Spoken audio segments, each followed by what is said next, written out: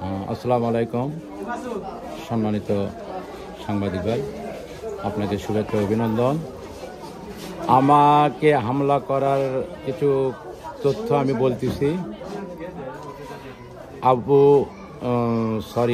বাবু নামের একটি ছেলে সাপাড়ার, উনি ওই এরুলিয়া হাটের পশ্চিমে ওখানে একটি গাড়ি ধোয়ার সার্ভিসিং সেন্টার করে এবং সেখানে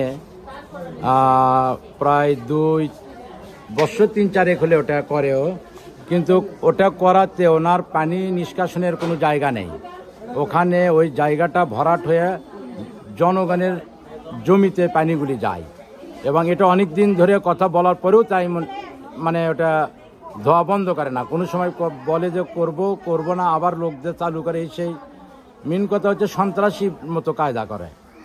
আর সেটা আজকে সকালে আমার কাছে লোকজন অভিযোগ নিয়ে আসে যে ওখানে আমাদের ফসল নষ্ট হয়ে যাচ্ছে, আমরা ওখানে ওই জমি লাগাইবো, তো ও পানি দিয়ে ভরাট করে দিচ্ছে, তো ওটা একটা ব্যবস্থা করেন। এর আগেও প্রশাসনিক ডিপার্টমেন্টে এই ধরনের অভিযোগ দেওয়ার জন্য কাগজপত্র আমার কাছে দিছে, কিন্তু সে অঙ্গীকার করছে আমি আর কোনোদিন ওটা চালাবো না। তারপরে সেই অভিযোগ দেওয়া হয়নি, সে কাগজপত্র এখনো আমার কাছে আছে। আজকে সকালে আমি নিজে ওর লোক ওখানে ওই মেশিন চালিয়ে গাড়ি ধুচ্ছে, তারপরে আমি নিজে যাইয়া তাকে বারণ করলাম যে ভাই এটা ধরেন না, এটা জনগণের ক্ষতি হচ্ছে। সে আমাকে কিছু কথা বলে, উল্টোপাল্টা কথা বলে, এবং আমি বললাম দেখো তোমার সঙ্গে কথা আমি কি বলবো, তাহলে তোমার মহাজনক ডাক দাও, ওই বাবুকে ডাক দাও, দিয়ে আমরা বসে এটা কিভাবে একটা করা যায়, মানে একটা সলিউশন নিয়ে আসা যায়, সমাধান করা যায়। তুমি আসা আমাকে বলো, আমরা আসবো না। তারপরে বলে আমি চলে আসি। তারপরে এসে আমি বাসায় এসে খাওয়া দাওয়া করে আমি বাসায় একটু ঘুমাচ্ছিলাম।